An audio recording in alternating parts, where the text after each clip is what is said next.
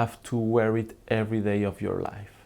Sunscreens became in the 30s, and it's very important that nowadays they are protecting us for carcinogenesis and photoaging. So they are gaining a bigger role in our lives because you have to wear them all days. My opinion as a dermatologist, I think that sunscreens have to be used as a sunscreen.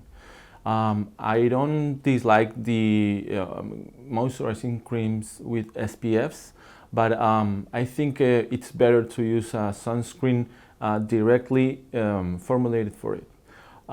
I prefer sunscreen with an SPF over 30. You have to be aware that not only the SPF that measures UVB, ultraviolet radiation B, but you should reach for a sunscreen that protects you against UVA, ultraviolet radiation A, and for infrared radiation as well, and a visible light, blue light. We don't have a standardized measure today for infrared radiation and for visible light.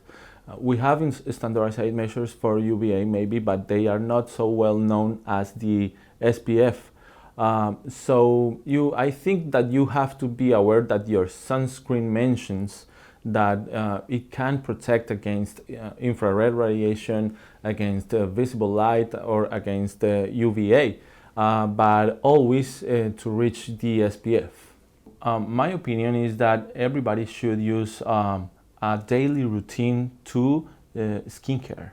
So I prefer to use a moisturizer first, then the use of the sunscreen 10 minutes later, and then if you're a woman or you like to use makeup, then you can use the makeup. But it's very important that you know that you have to reapply your sunscreen like at the 4 or 6 hour maximum after you put it in the morning. So when you apply it like at 7, 8 a.m., you should reapply it at noon, because it's already absorbed the one that you applied in the morning. The use of sunscreen, it's the first measure for your skincare, but not the only one. You always have to protect your skin with physical measures that prevent you from sunburns and the UVR radiation. So for example, you should use hats with long wings to protect all your face, or t-shirts with UVR protection to prevent the sun damage. That's an issue that I think that should be addressed, but you as a dermatologist have to always teach your patient that if you use sunscreen is to prevent damage, an acute damage, but a later damage when you are a little bit older. So you have to teach your patient that the fact that you don't get sunburned, it doesn't mean that sunlight is not causing harm to you. So you should always reach for the shadows to protect your skin, as well as the use of the sunscreen.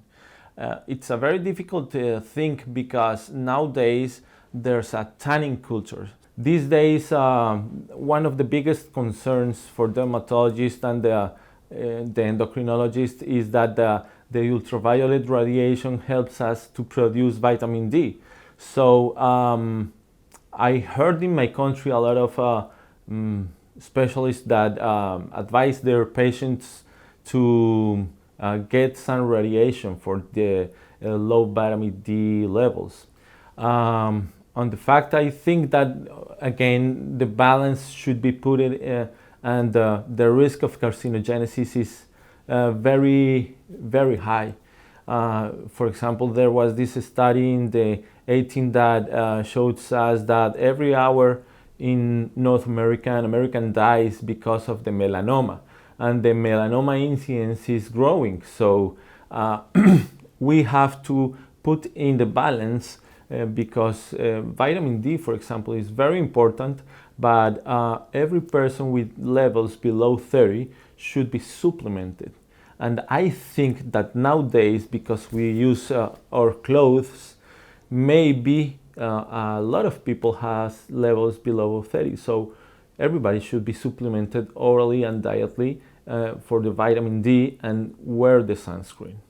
Last year also was published a study that demonstrated that when you use sunscreen in your face or in your hands, it can protect your skin, your exposed skin of sun damage, and you can produce vitamin D by the UVR radiation. So there's a balance. I think this is the most important thing, the natural balance between your protection and the risks that you can suffer of expose your skin to sunlight.